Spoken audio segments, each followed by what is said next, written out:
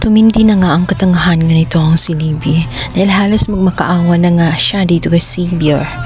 Kahiya-hiya ang kanyang ginawa kung saan kumakapit na nga siya kay Xavier at nagmamakaawa sa harapan pa mismo nitong si Princess. Hindi na niya alintana kung ano ang sasabihin ni Princess at nitong si Xavier. Ngunit deadma lamang si Xavier sapagkat ang katiting na pagmamahal ay wala siyang nararamdaman kay Libby. Iba ang feelings niya pagdating kay Princess, kaya naman hindi niya ito masusuklian. Habang lumalalim nga ang pagsasamahan ni Princess at nitong si Xavier, tumitindi naman ang nararamdaman nitong insecurities itong si Libby. Halos ayaw na niyang mabuhay. Napilitan siyang umuwi ng bahay. Sa akala ng mag-asawa ay maging maayos din itong si Libby dahil nakauwi na ng bahay.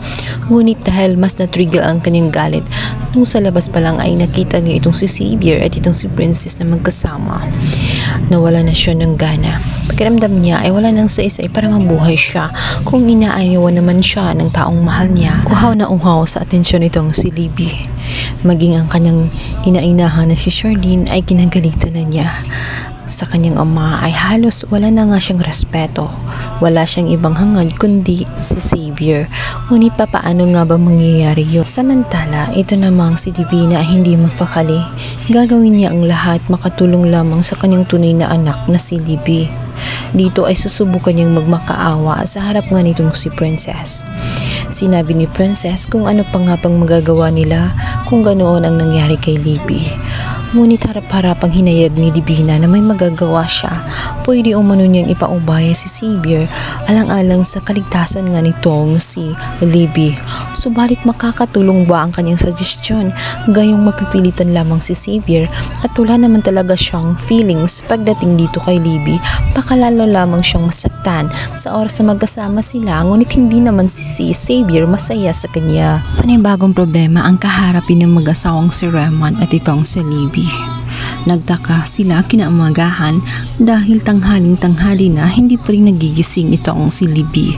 Kaya naman galit na galit ang lola ni Libby na itong si Sonia. Sinabihan niya ang mga katulong kung bakit tanghali na hindi pa rin ginising ang kanyang apo baka kung ano nang nangyayari. Samantala, sinisisi na naman ni Sonia itong si Charlene kung hindi umano dahil sa kanya ay hindi magkakagano ng kanyang isa namang maid ang sumagot sa kanya na walang kinalaman nitong si Charlene kung ano mang nangyari kay Libby ay tungkol sa pag-ibig yun.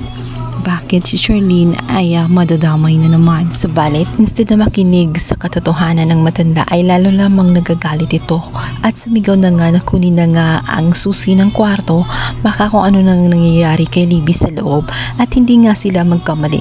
Dahil sa pagbukas nila ay makikita nila na ito nga si Libby ay wala ng malay at mumubula na ang bibig. Uminom ito ng sleeping pills at na-overdose. Hindi na nga kaya kakayanin ni Princess na makita si Libby na nagkakaganon at pakikinggan kaya niya si Divina sa kanyang hiling kung saan magpaubaya alang-alang sa kapakanan ni Libby.